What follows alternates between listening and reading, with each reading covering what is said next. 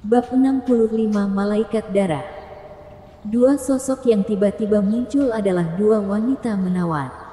Mereka tinggi dan montok, memakai armor perang. Tapi armor perang itu tidak menutupi seluruh tubuhnya, melainkan hanya bagian-bagian intim, tangan, perut bagian bawah, kaki di atas lutut semuanya terbuka. Penampilan mereka luar biasa, dengan kulit putih dan bentuk tubuh yang bagus. Terutama terdapat sepasang sayap putih di tubuh mereka. Terlihat seperti malaikat legendaris. Melihat situasi ini, ekspresi penuh semangat terlihat di wajah Gaston. Dari sekali lihat, kedua wanita ini punya kekuatan tempur yang luar biasa. Apalagi, nama Devan disebut begitu mereka datang. Kemungkinan besar mereka juga datang untuk membunuh Devan. Sepertinya kekuasaan Paduka Dewa Perang itu sangat besar. Dia bisa memanggil dua malaikat wanita untuk membunuh Devan. Devan, sepertinya kamu sudah ditakdirkan untuk mati hari ini, kata Gaston sambil menyeringai. Namun, Devan mengabaikan Gaston dan menatap kedua malaikat wanita itu. Meskipun dia tahu bahwa malaikat itu memang nyata, tapi ini pertama kalinya dia melihatnya. Yang mana Devan? Kedua malaikat perempuan itu bertanya lagi. Aku, jawab Devan. Pada saat berikutnya, kedua malaikat wanita itu setengah berlutut di depan Devan. Malaikat petarung Ivana, memberi hormat pada tuanku. Devan mengangguk, tapi ekspresinya agak tidak puas. Cuma kalian berdua. Bukankah terbilang kalau titah malaikat bisa memanggil pasukan yang terdiri dari 3.000 malaikat cantik? Tapi mengejutkannya, cuma dua yang datang. Serafin ini sangat pelit. Saat ini, ekspresi Gaston berubah tidak karuan. Dia mengira dua malaikat wanita ini datang ke sini untuk membunuh Devan. Tanpa diduga, mereka sebenarnya memanggil Devan dengan panggilan Tuan. Namun, itu tidak terlalu berpengaruh. Di depan puluhan ribu tentara, entah cuma dua orang atau ditambah dua orang lagi tidak akan berpengaruh sama sekali. Kalau begitu, bunuh semuanya sekaligus. Boleh kutanya apa perintahnya? Kedua malaikat wanita itu bertanya pada Devan. Devan menggerakkan bahunya. Apa masih perlu ditanya lagi? Mereka mau membunuhku. Tidak bisakah kamu melihatnya? Kata Devan. Kedua malaikat wanita itu bangkit berdiri dan melihat sekeliling. Ada puluhan ribu orang berkumpul di dalam dan di luar seluruh rumah kaisar.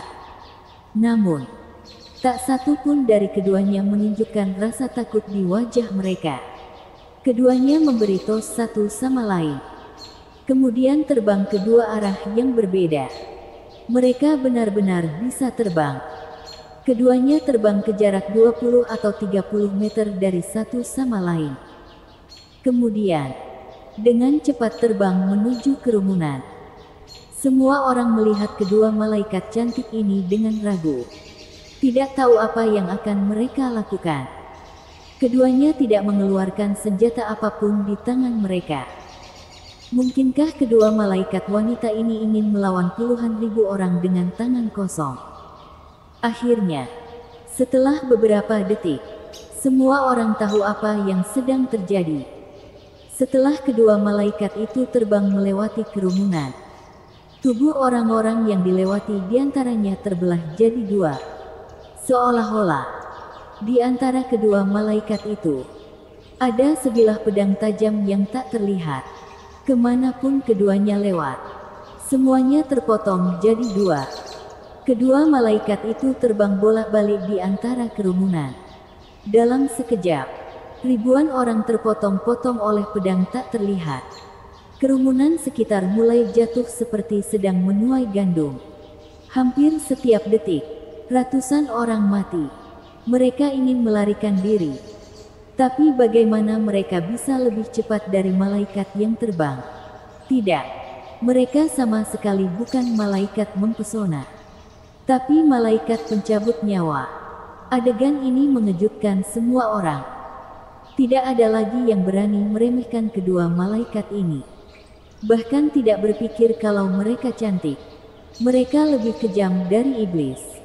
Dalam waktu kurang dari 1 menit, ribuan orang tumbang dalam genangan darah. Tubuh semuanya terbagi jadi 2 bagian.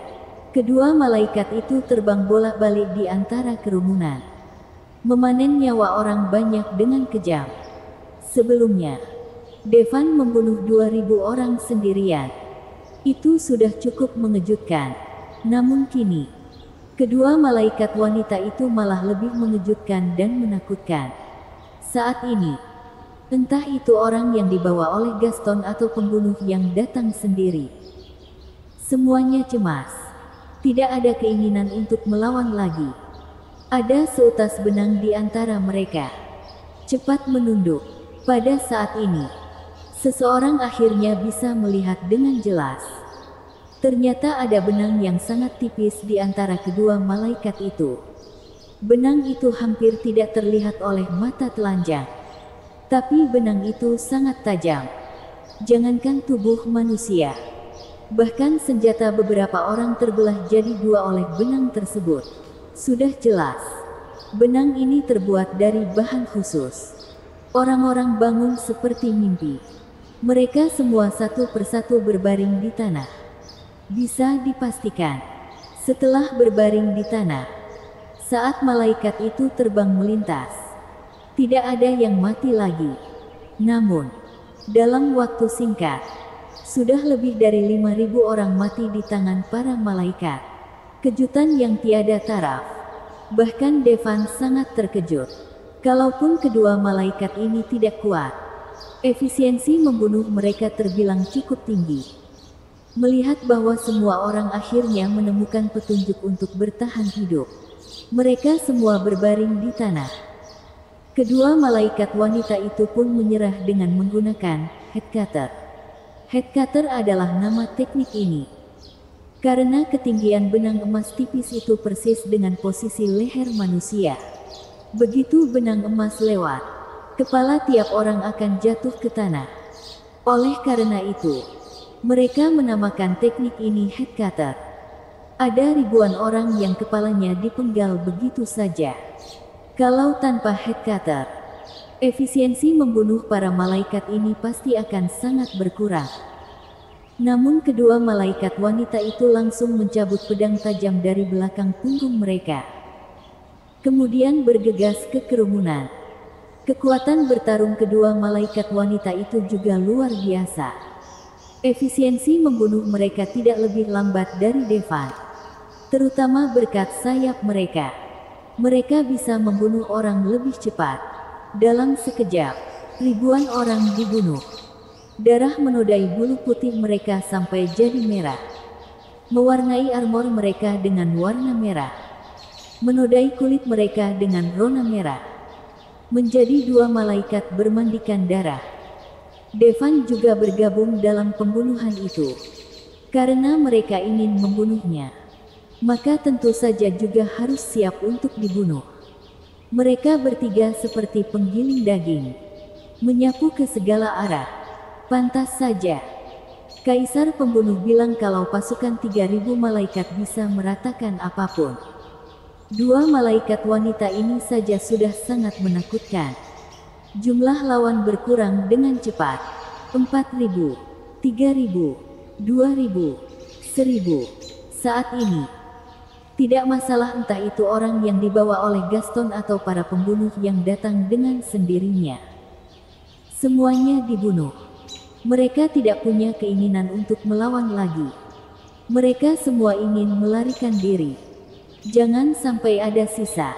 Namun, Devan memberi perintah pada kedua malaikat wanita itu. 2 malaikat wanita.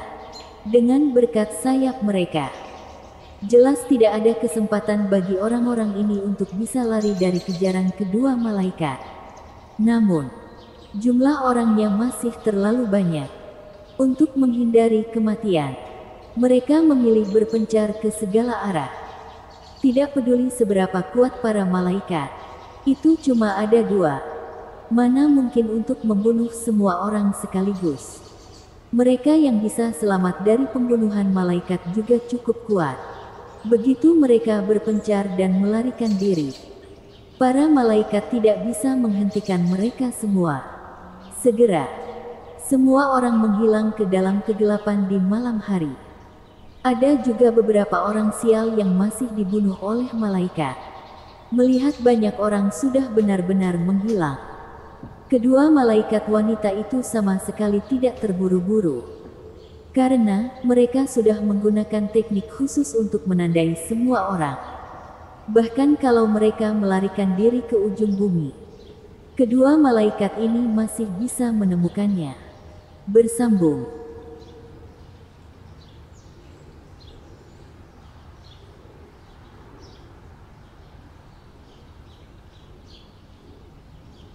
Bab 66 Keajaiban Devan. Malam itu ditakdirkan untuk jadi malam bermandikan darah. Puluhan ribu orang kehilangan nyawa mereka. Darah menodai setiap sudut rumah kaisar. Meskipun demikian, Gavin meminta Aula Asmodes melakukan yang terbaik untuk membersihkannya. Setelah itu, bau darah yang pekat bertahan cukup lama. Nona besar, kami mengaku salah. Cynthia membawa pasukan Aula Asmodes yang berkhianat dan berlutut di depan Gavin.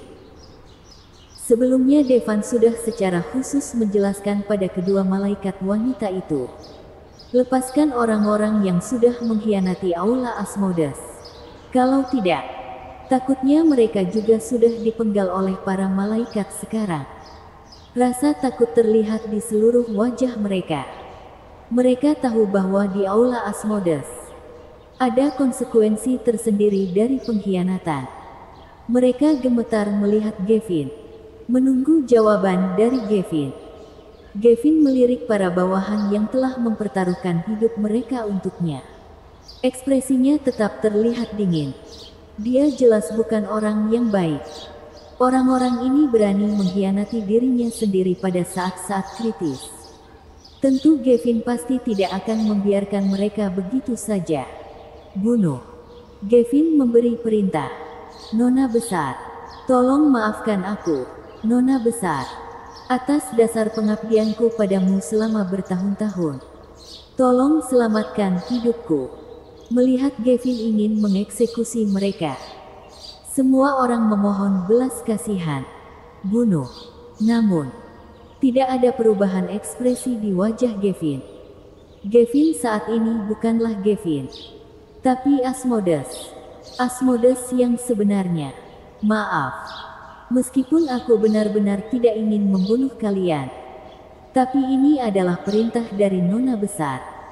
Quentin mencoba membulatkan tekad dan berkata, di dalam hatinya, dia merasa sangat beruntung. Untungnya dirinya tetap setia dan tidak berkhianat. Kalau tidak, dia akan jadi orang yang akan dibunuh sekarang. Namun pada akhirnya, Quentin tetap tidak bisa berbuat apa-apa. Dia berlutut di depan Gavin. Nona besar, mereka semua sudah pernah mengabdi dan rela mati untukmu. Tolong selamatkan hidup mereka. Quentin memohon pada Gavin. Nona besar, tolong bermurah hatilah.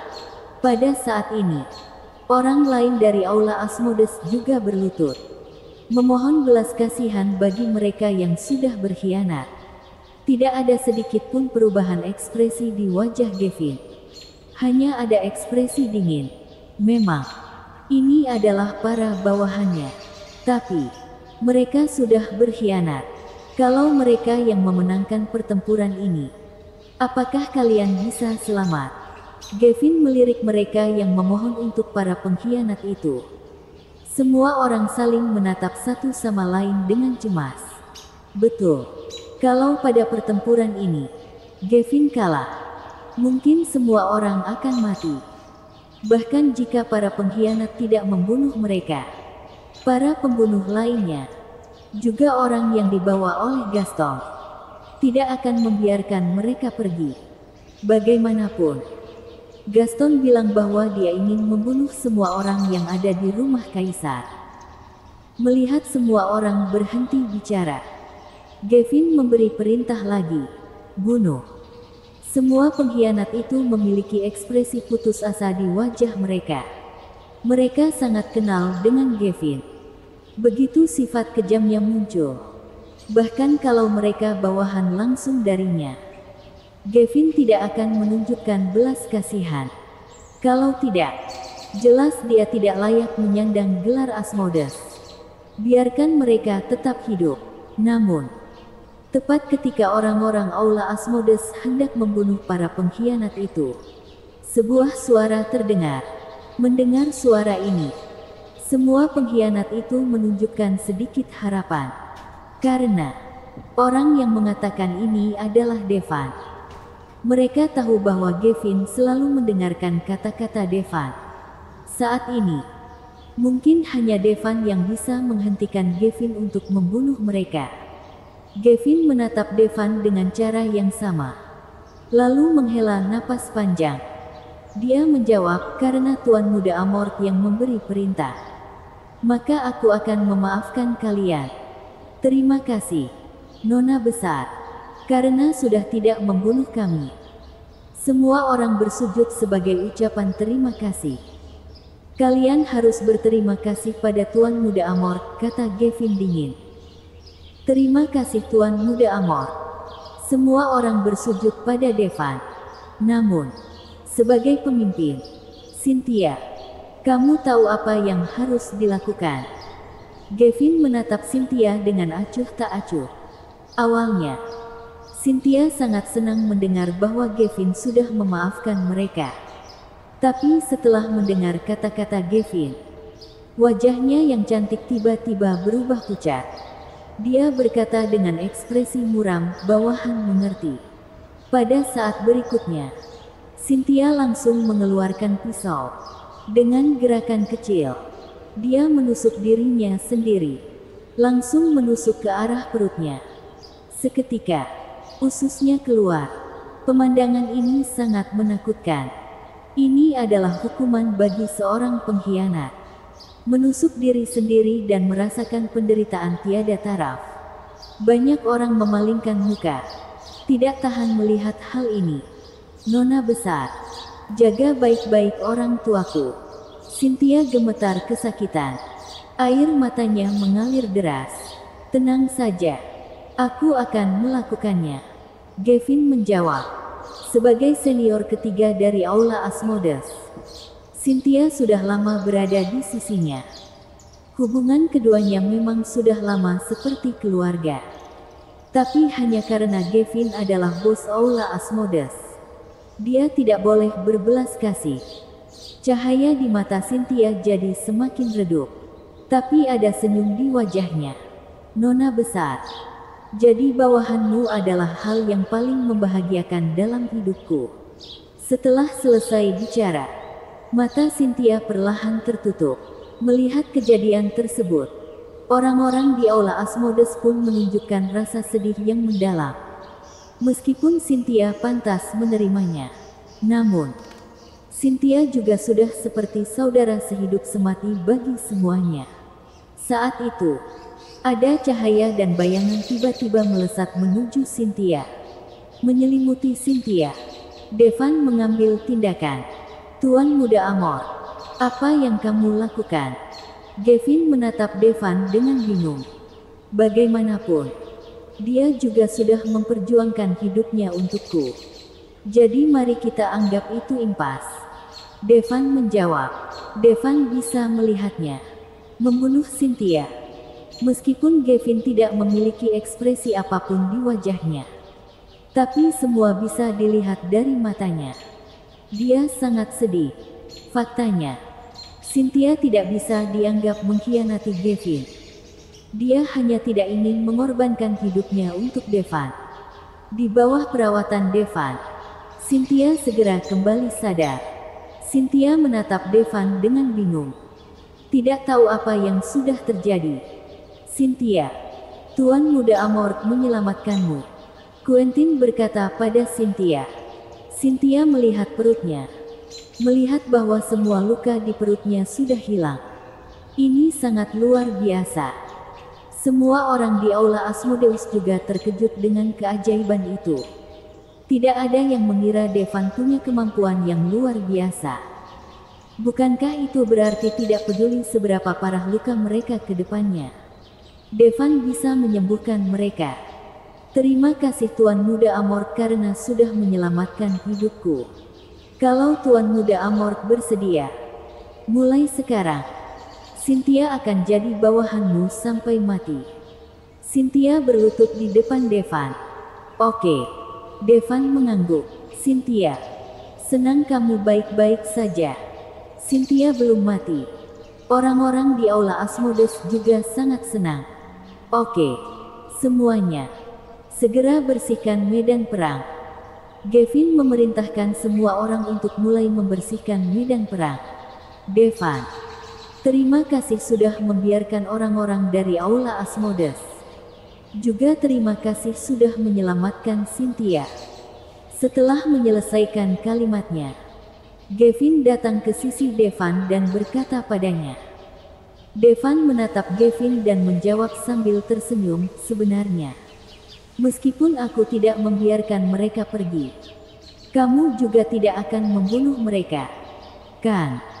Gavin terkejut ketika dia mendengar kata-kata itu. Dia tidak menyangka Devan bisa melihat isi pikirannya. Memang betul, alasan kenapa dia harus membunuh para pengkhianat itu semua agar membiarkan Devan jadi penyelamat mereka. Dengan cara ini, orang-orang itu akan berterima kasih pada Devan, juga bersedia bekerja keras untuk Devan, untuk perintah kematian Cynthia. Itu juga karena Gavin tahu Devan bisa menyembuhkan Cynthia. Gavin, sini dulu, biar kuperiksa lukamu. Devan menatap Gavin yang dipenuhi bekas luka. Dia berkata dengan sangat lembut, bersambung.